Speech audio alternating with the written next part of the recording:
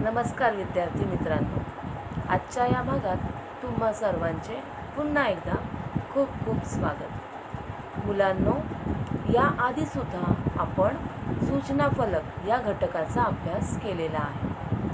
यामध्ये आपण पाहिलं होतं की कशा प्रकारे आपल्याला सूचना लिहायची आहे किंवा या सूचनेवर आधारित जर कृती आली किंवा प्रश्न विचारले गेले तर त्याची उत्तरं आपण कशी लिहिणार आहोत हे आपण पाहिलेलं आहे. पुन्हा एकदा आपण या सूचना फलकाचाच अभ्यास करणार आहोत. त्याआधी पाहूया की सूचना फलक करताना आपल्याला कोणकोणत्या गोष्टी लक्षात घ्यायच्या आहेत. त्याआधी पाहूया की आपल्याला कोणकोणत्या गोष्टी लक्षात घ्यायच्या आहेत. मुलांनो, सूचना फलक तयार करणे हे काही फार अवघड काम नाही आहे. फक्त तो सूचना फलक लिहिताना आपल्याला काही गोष्टींकडे लक्ष द्यावं लागतं. आता पहिल्यांदा आपण पाहूया की हा सूचना फलक आपण का लिहितो. एखाद्या गोष्टीची माहिती जर आपल्याला दुसऱ्यांपर्यंत पोचवायचं असेल तर सूचना हे एक माध्यम आहे.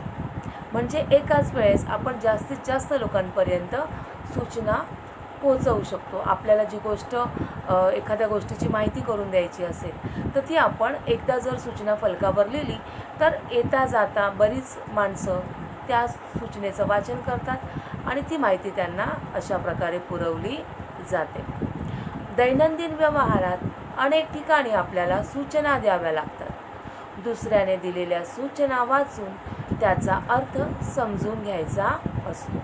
तर बऱ्याच ठिकाणी आपण बघतो आपल्या दैनंदिन व्यवहारात की अगदी तुमच्या सोसायटीच्या नोटीस बोर्डवर सूचना लिहिलेली असते किंवा शाळेमध्ये सुद्धा एखादी स्पर्धा असेल किंवा तुम्हाला जर सुट्टी लागणार असेल मग ती सुट्टी किती तारखेपासून किती तारखेपर्यंत आहे किंवा सहल जाणार असेल तर त्या सहलीसंदर्भात काही सूचना आपल्याला दिल्या जातात.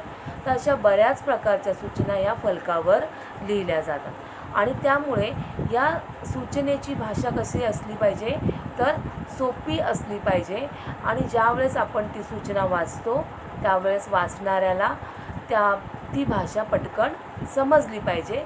याकडे मात्र आपण नेहमीच लक्ष दिलं पाहिजे. अपेक्षित कृती योग्य तऱ्हेने होण्यासाठी दिलेल्या सूचनांचे आकलन होण्याचे कौशल्य निर्माण व्हायला हवे. मुलांनो, बऱ्याच वेळा असं होतं की आपल्याला एखादी कृती करायची असते आणि ती कृती करताना स्टेप बाय स्टेप आपल्याला त्या कृती पूर्ण करण्याकडे जायचं असतं. मग त्यासाठी आपल्याला काही सूचना देण्यात आलेल्या असतात. तर या सूचना समजून घेऊन त्याप्रमाणेच कृती करत जाणं हे एक मोठं कौशल्य आहे आणि ते निर्माण व्हायला हवं आणि याचसाठी आपण या सूचना फलकाचा किंवा सूचनेचा अभ्यास करणार आहोत. यापूर्वीसुद्धा आपण सूचना फलक या घटकाचा अभ्यास केलेला आहे. सूचना तयार करताना लक्षात घ्यायच्या गोष्टी. आता ज्यावेळेस आपण ही सूचना तयार करतो, सूचना फलक लिहितो, तर हा सूचना फलक लिहिताना किंवा सूचना तयार करताना कोणकोणत्या गोष्टी आपण लक्षात घ्यायच्या आहेत त्या आपण थोडक्यात आता पाहूया. पहिली गोष्ट आपण लक्षात घेणार आहोत की सूचना कमीत कमी शब्दात असावी. आपण ज्यावेळेस सूचना लिहितो त्यावेळेस नेमकं आपल्याला काय म्हणायचं आहे ते कमीत कमी शब्दात आपल्याला मांडता आलं पाहिजे. तिथे खूप काही वाक्यांचा उपयोग करायची गरज नसते, अपेक्षासुद्धा नसते. तर थोडक्यात पण स्पष्ट आपल्याला लिहिता आलं पाहिजे. त्यानंतरचा मुद्दा कोणता आपण लक्षात घेणार आहोत तर सूचनेचे लेखन स्पष्ट शब्दात, नेमके व विषयानुसार असावे. तर आपण जी सूचना लिहितो ही थोडक्यात असली पाहिजे, त्यात ती स्पष्ट असली पाहिजे. शब्द असे वापरले गेले पाहिजेत की समोरच्याला त्याचा अर्थ पटकन समजेल आणि नेमके शब्द की अगदी माणसाला विचार करावा नाही लागला पाहिजे की या शब्दाचा अर्थ काय असू शकेल. तर नाही, तर नेमका जो आपला विषय आहे सूचनेचा त्याला साजेसेच शब्द आपण तिकडे वापरायचे आहेत आणि जे काही शब्द तुम्ही वापराल ते सर्व आपल्या विषयाला अनुसरूनच असायला हवे. तिसरा मुद्दा आपण लक्षात घेणार आहोत. सूचनेतील शब्द सर्वांना अर्थ समजण्यात सोपे असावे. बरोबर आहे मुलांनो, कारण की जी आपण सूचना लिहिणार आहोत ती जर समोरच्याला वाचणाऱ्याला समजलीच नाही तर त्या सूचना लिहिण्याचा जो आपला उद्देश आहे तो पूर्ण होत नाही. त्यामुळे त्याची भाषा ही कशी असली पाहिजे, साधी, सरळ, सोपी असली पाहिजे. शब्द सर्वांना समजतील अशाच शब्दांचा आपण तिथे वापर करायचा आहे. सूचनेचे लेखन शुद्ध असावे.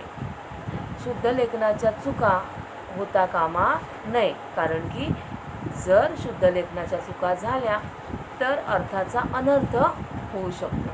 आपण जर तारीख लिहिताना महिना चुकीचा टाकलेला असेल, वर्ष चुकीचं टाकलेलं असेल किंवा दिनांक चुकीचा लिहिलेला असेल, स्थळ चुकीचं लिहिलेलं असेल किंवा शुद्ध लेखनात चुका केलेल्या असतील तर त्यामुळे काय होतं, पूर्ण सूचना चुकीची समजली जाऊ शकते.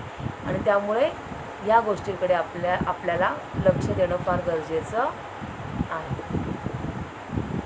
सूचनेसाठी वापरलेली भाषा सरळ, साधी व सोपी असावी. याआधीच आपण हा मुद्दा पाहिलेला आहे की भाषा ही नेहमी साधी, सरळ आणि सोपी असावी, जेणेकरून वाचणाऱ्याला ती सूचना पटकन समजेल.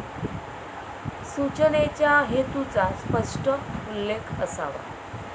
ती सूचना का लिहितोय आपण, आपला हेतू काय आहे, हा वाचणाऱ्याला पटकन समजला पाहिजे. त्याचा उल्लेख एकदम स्पष्ट असावा. अगदी फिरून फिरून फिरून आपण तो विषय मांडलेला नसावा. कार्यक्रमाचा दिनांक, वेळ व स्थळ यांचा उल्लेख असावा. ज्यावेळेस आपण ही सूचना लिहितो त्यावेळेस ती घटना घडणार असेल किंवा ज्या संदर्भात सूचना लिहितोय तर त्याची तारीख, ती त्या संदर्भातली वेळ आणि ती कुठे घडणार आहे एखादी घटना, किंवा ज्या संदर्भात आपण सूचना लिहिली आहे त्याचं स्थळ काय आहे, तर हे स्पष्ट लिहिलेलं असावं. की तुम्ही जर सहली संदर्भात एखादी सूचना लिहिताय तर मग सहल कोणत्या तारखेला जाणार आहे, किती दिवसांसाठी आहे, सहलीच्या दिवशी तुम्हाला सकाळी किती वाजता उपस्थित राहायचं आहे, आपली सहल कुठे जाणार आहे, तर या सगळ्या गोष्टींचा त्या सूचनेमध्ये उल्लेख असायला हवा. सूचनेच्या शेवटी ज्याने सूचना दिली आहे त्याचा उल्लेख असावा.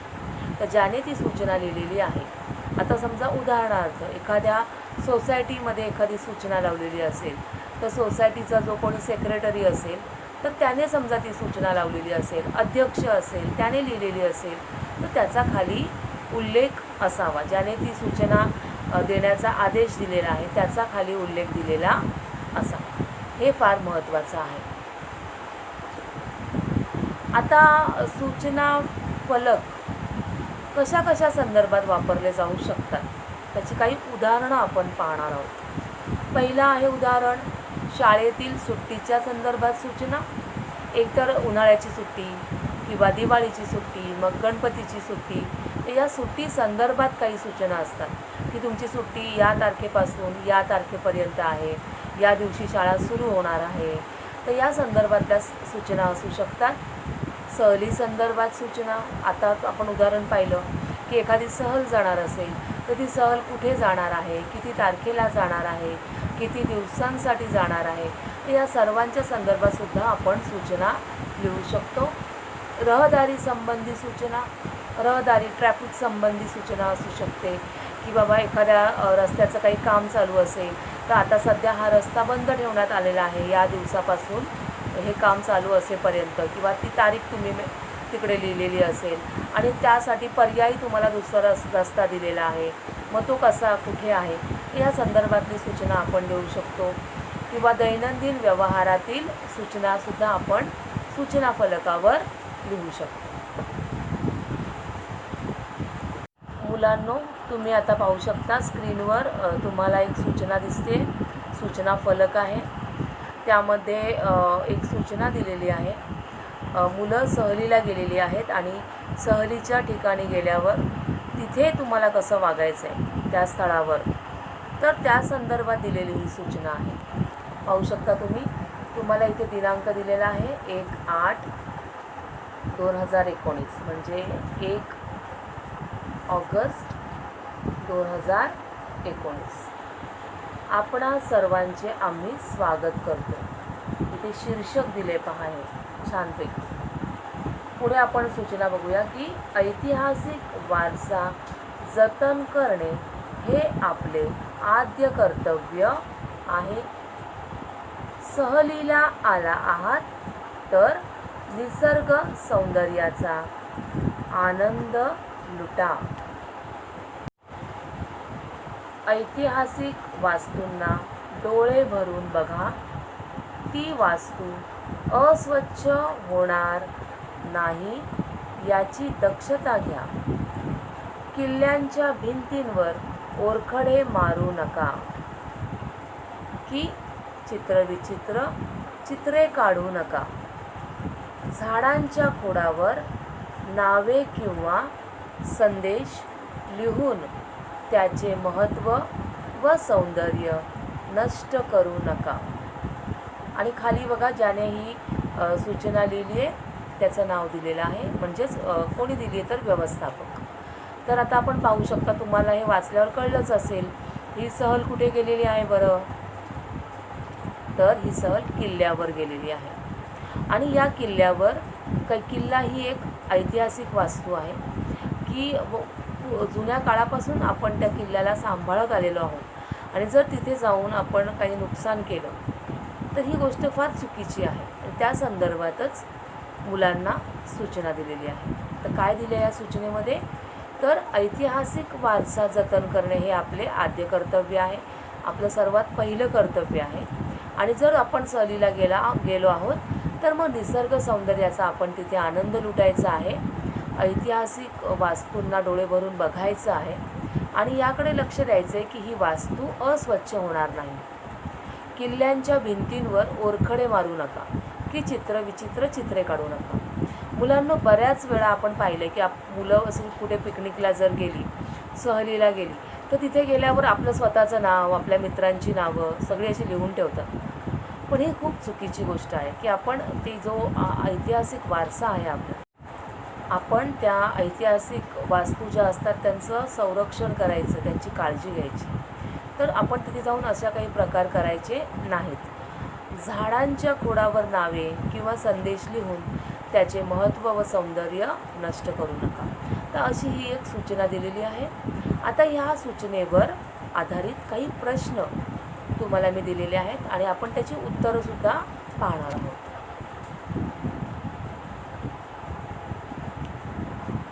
वरील सूचना फलकाच्या आधारे खालील प्रश्नांची उत्तरे लिहा. आपण फलक तर वाचलाच आहे. आता आपण त्यावर काही प्रश्न आहेत त्याची उत्तरं पाहूया. पहिला प्रश्न तुम्हाला दिलेला आहे, सहलीला निवडलेले स्थळ कोणते. तर आपण पाहिलं की सहल कुठे गेलेली आहे, तर एका ऐतिहासिक वास्तू म्हणजेच एका किल्ल्यावर गेलेली आहे. म्हणून आपण इथे उत्तर लिहिणार आहोत पूर्ण वाक्यामध्ये. सहलीला निवडलेले स्थळ किल्ला आहे. याऐवजी तुम्ही ऐतिहासिक वास्तू जरी लिहिलं तरी चालेल, परंतु अगदी योग्य उत्तर हे किल्ला असणार आहे. सूचना कोणत्या तारखेला देण्यात आली आहे, तर सूचनेची तारीख आपण पाहिली तिथे दिली होती. सूचना 1/8/2019 या तारखेला देण्यात आली आहे, असं उत्तर आपण इथे लिहिणार आहोत. पुढचा प्रश्न आपण पाहूया. आपले आद्य कर्तव्य कोणते असले पाहिजे. आपले आद्य कर्तव्य कोणते असले पाहिजे, त्याचं उत्तर आपण लिहिणार आहोत. ऐतिहासिक वारसा जतन करणे हे आपले आद्य कर्तव्य आहे किंवा असले पाहिजे, असं आपण इथे लिहिणार आहोत. चौथा प्रश्न पहा. किल्ल्याच्या भिंतीवर काय करू नका असे सांगण्यात आले आहे. तर आपण उत्तर लिहिणार आहोत. किल्ल्याच्या भिंतीवर ओरखडे मारू नका व चित्रविचित्र चित्रे काढू नका असे सांगण्यात आले आहे. अशा प्रकारे आपण इथे ती सूचना व्यवस्थित वाचायची आहे, लक्ष देऊन एकदा दोनदा ती सूचना वाचायची, म्हणजे त्यावर आधारलेले सर्व प्रश्न आपण व्यवस्थित सोडवू शकतो. 5वा प्रश्न आहे, सहलीमध्ये आपण कशाचा आनंद लुटायला हवा? उत्तर आपण लिहिणार आहोत, सहलीमध्ये आपण निसर्ग सौंदर्याचा आनंद लुटायला हवा. तर मुलांनो बघा, इथे आपण एक सूचना वाचली, त्यावर आधारित प्रश्न आपण पाहिले, त्याची उत्तरं पण आपण लिहिलेली आहेत. ज्यावेळेस आपल्याला सूचनेवर आधारित कृती विचारली जाते त्यावेळेस ती कृती आपण ती सूचना आपण 2 वेळेस तरी कमीत कमी वाचायची, म्हणजे त्यावर आधारित व्यवस्थित आपल्याला उत्तरं लिहिता येतात. कितीही बारीक प्रश्न विचारलेला असो किंवा कितीही फिरून प्रश्न विचारलेला असो, तो आपण व्यवस्थितपणे सोडवू शकतो. त्यामुळे मुलांनो यापुढे लक्षात ठेवायचं आहे कशा प्रकारे आपण सूचनेवर आधारित कृती सोडवणार आहोत. तर पुन्हा भेटूया आपल्या पुढच्या भागात. तोपर्यंत नमस्कार.